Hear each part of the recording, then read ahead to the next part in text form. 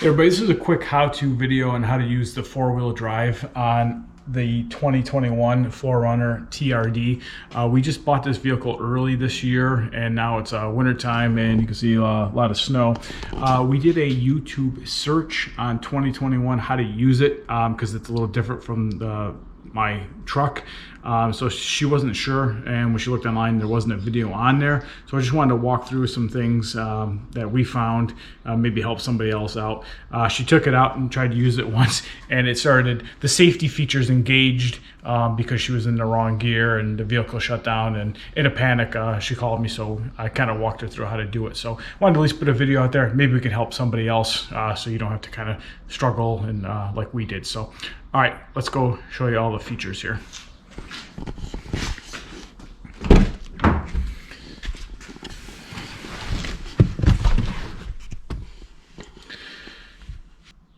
All right, so first off, in the TRD, let me get the manual out.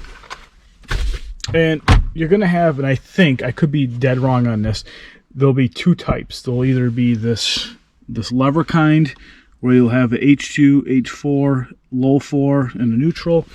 Or I believe some of them are still making the button selector, okay? Now, what had happened was she had put it in low 4, and she was doing it while the vehicle was in motion, and you can't do that. So two things I want to point out really quick. One is how this all works. The owner's manual for ours, if you go to page 292, it walks you through step by step how to do each gear and what each one is, H2, H4, and low 4.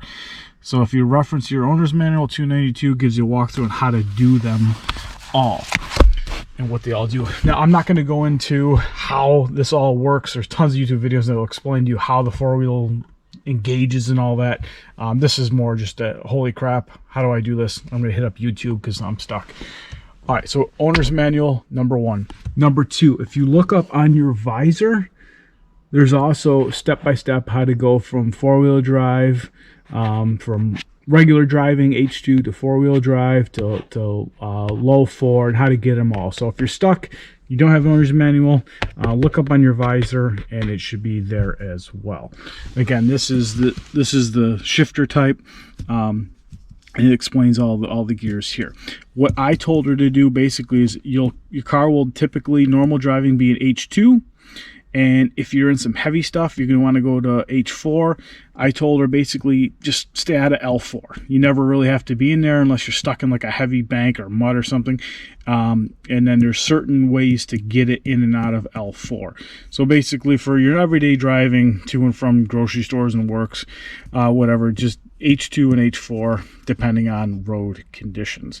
All right, let me show you what my truck has.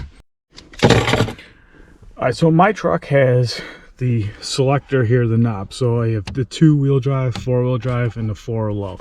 And it's basically on the fly. I can be going at, basically any speed or stationary, and I can flip it into 4-wheel, 4 high at any point on the fly. So this was a learning experience for me. I had never had a vehicle with the shifter type and the certain caveats around those. So again, with these ones, it's simple. You just put it in 4-wheel drive, you're good to go. The other ones are a little different. We'll explain that here in a second.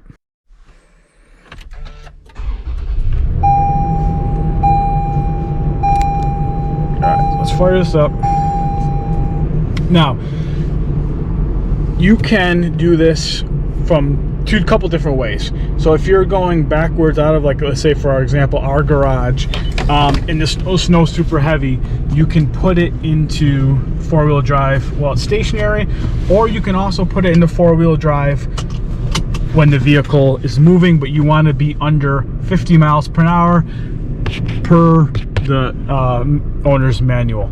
So again, if I'm in very heavy stuff, I might want to put it in 4 high, H4, right out of the gate. Now, what I told my wife again is keep your pressure to the left, and then you can move up or down. That way you don't go into the 4 low. So keeping pressure to the left, you can either go up or down. Now, right now, There is an indicator here that tells you if you are or are not in four-wheel drive, but sometimes you have to move the vehicle forward or backward for that to engage.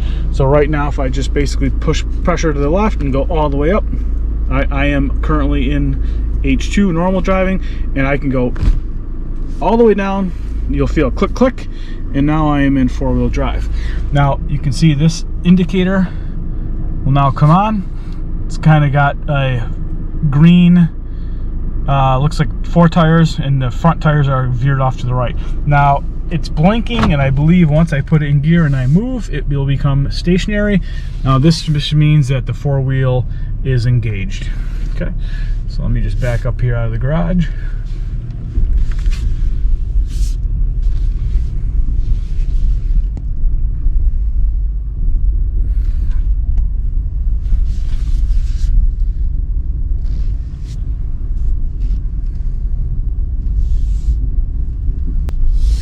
Alrighty, so four-wheel drive is on. All right, let's do a little drive around the block. All right, so you get out and driving. All right, let's put it back. We're gonna put it back into normal, and I'm just gonna go up. Okay, and you see the light goes off.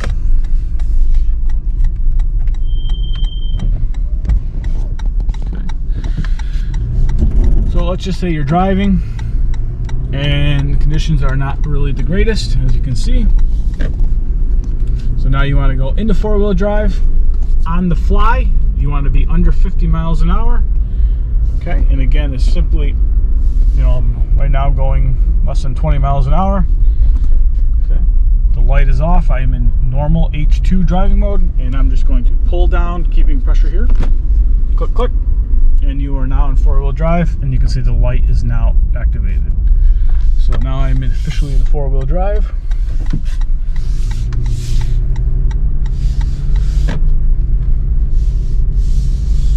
And the car will operate in four-wheel mode. Turning will be a little stiffer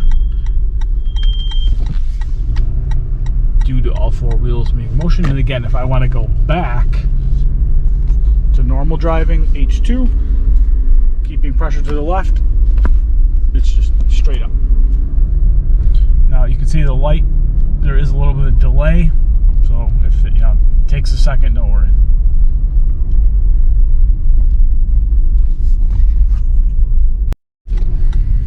As you can see, also too, I just wanted to point out, I mean, this thing in four-wheel drive, really pretty impressive.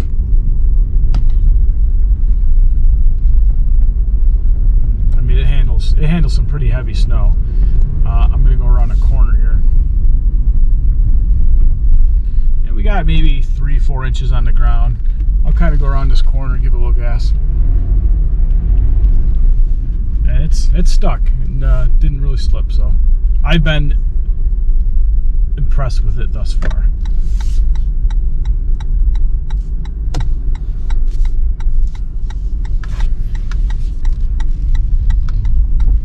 My wife she accidentally put it into low 4, thinking it was four-wheel drive, and what happened was the vehicle had actually stalled out. It starts shaking and beeping and actually shuts down, so she wasn't sure kind of what had happened. So what happens if you go into that low 4, you have to be stationary, and then once you activate it, you want to make sure that you're going a certain speed. Okay, and I think it's 5 miles an hour. You'll have to read the manual because I'm not overly familiar with it. But in order to get it out of there, there's steps on how to get it from L4. You can't just shift it over.